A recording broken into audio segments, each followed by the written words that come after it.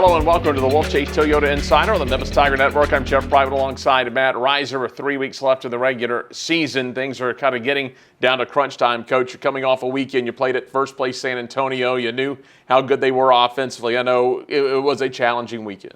Yeah, no, absolutely. Just challenging week. Also we started the week with Arkansas State at home, and again, a week. I didn't feel like we played just terrible, but we didn't play anything in between. And I say that in the fact that we were just inconsistent. Right, we had 2 games. I thought we played decently well, and we lost both those games 8-6 and 6-5 in extra innings. And then 2 games we played awful, and we got obviously run ruled there by a good UTSA team. And I'll be honest with you, going the weekend, knew what San Antonio was offensively. Then you add the wind to that ballpark, you add the dirt to that ballpark. It can be extremely offensive very, very fast. And so, unfortunately, a long week. But the response we had, I think, on Sunday tells you about where we're at, right? That, hey, man, the guys are still battling. They're still fighting. They're still competing to get run ruled there Friday and Saturday and still come back on Sunday and do that. I think it spoke a lot of their character. It's a matter of winning those games, right? Again, just on the wrong end of it, there's some things that happened on Sunday that, I won't get into too many details. Obviously, from the umpire standpoint, let's just say none of them are going to get Christmas cards anytime soon. But at the end of the day, man, the way they showed up, I think, put us in a position here this last stretch. Like I said, we got 3 weeks left.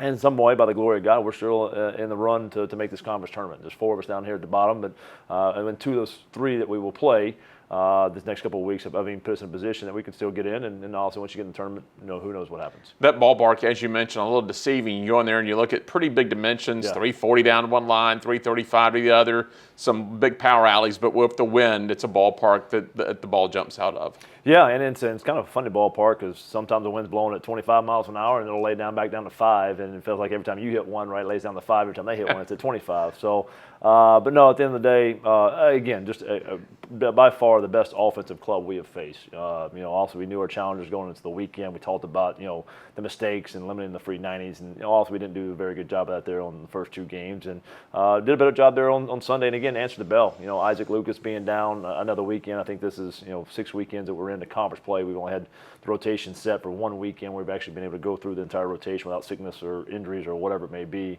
So for Luke Ellis to get that start, to come out and give us what we needed there, also getting him back has been huge for us. And again, I thought we threw for the most part pretty well, and we swung the bat well. The ball didn't fall for us. I think their center fielder took away probably 3 or 4 runs the way he played out there. So overall, again, a good club. There's a reason they're in first place and playing like they are. I think they're 22-2 at home. So again, to put the performance on like we did yesterday and go with 11 innings, and that's all we can ask for them to leave it all out there like they did yesterday. Highlighting the weekend again, and we've talked about it now, it seems like for a couple of weeks since you had a couple of the injuries, but 2 of your freshmen in Pitts and Poley continue to really, I think, not just play well, but kind of bring the energy. The veterans always like to see the young guys do well, it seems like. Yeah, 100%. Well, and they're playing the right way. I think that's the most important component of this, is how they're going about their business, how they're showing up, and how consistent can they be. And, that's some of the concerns when you talk about, high school kids and freshmen coming in. I think it's easy to identify the physical ability, right? You look at a guy like Carter McKay, or you look at a young man like, Jack Pitts and even Michael Poley. They're all good-looking physical kids. They're mature physically, right? But now the other component you need is the emotional, right? That's got to be mature. And so I think that speaks a lot of volume of how they've grown through the years gone along. And, I'll see, you see Carter early in the year get some starts, kind of getting a little less playing time, coming back to getting a few starts this past week, and also getting a pinch hit, almost ran the ball of the yard to take the lead there on Sunday.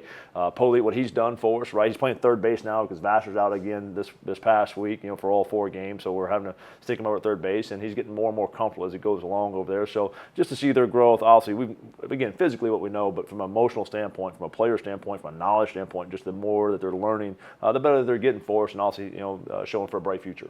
All right, so you're going to be on the road Tuesday night, going down to Starkville, Mississippi, a chance to put the team against one of the big programs, named programs in the country before you come back home, start, I believe, an 8-game homestand before that last weekend, but you start off in Starkville. Yeah, a game very similar to the first go-around, to be honest with you. They were coming off of a weekend series that they weren't very happy with, and the same thing for us. We're both kind of in dire needs of a win, and had a good matchup here. I think it ended up finishing 5-3 or 6-4 or whatever it was, but It was a game that both teams obviously needed, but I think both teams competed the right way and played the right way. There's some mistakes made early, and but at the end of the day, man, it was a good game. And so I think we're in probably a very similar situation, to be honest with you. We're coming off a weekend, getting swept at UTSA. They're coming off a weekend, they got beat 2 out of 3 against Auburn. So both teams are in the situation where we're in dire need of wins, right, and trying to get this thing righted.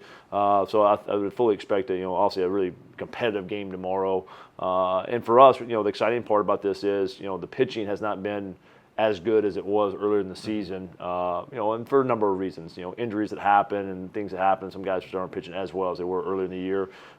Fatigue starts to set in a little bit more. But the good news is we've got Caden Robinson back on the mound tomorrow night, which will be exciting for us to be able to hopefully alleviate some of that pressure from the other side of things in the bullpen. This weekend, UAB, and you talk about that group of 4. You still have Wichita State on the road in 2 weeks, but you got to concentrate on UAB. That's going to be a really huge series because you talked about that group of 4, only 2 are going to go to Clearwater. Yeah, exactly right. And so, again, we talked about in the season as it goes along, there's going to get to a point where, hey, it's kind of a do or die type of situation.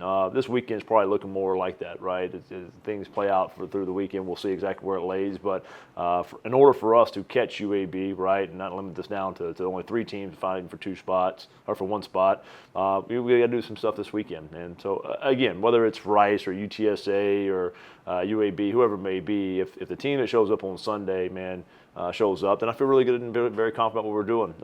Garner's been very consistent for us there on Friday night, and it'll be exciting to get him back on the mound, for us at home, and then obviously David Case there on Saturday as well.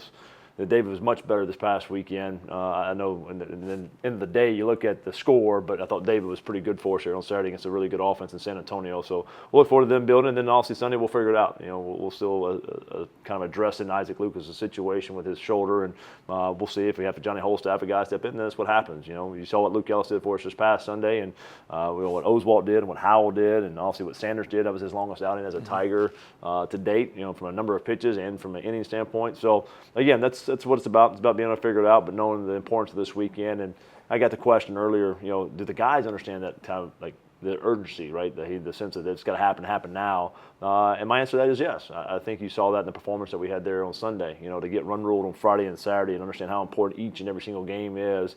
Most teams probably mail it in for Sunday, get the sweep. It is what it is. We had some resilience about ourselves on Sunday, even though it didn't go our way and get the win. I thought the way we competed showed, hey man, they understand the situation we're in, and that, hey man, if we're going to have any shot, we got to compete like we did on Sunday. All right, Coach. We'll see you out at the Barthwark. Thanks a lot, Thank you, Jeff. That is head coach Matt Reiser. I'm Jeff Brightwell with the Wolfchase Toyota Insider on the Memphis Tiger Network.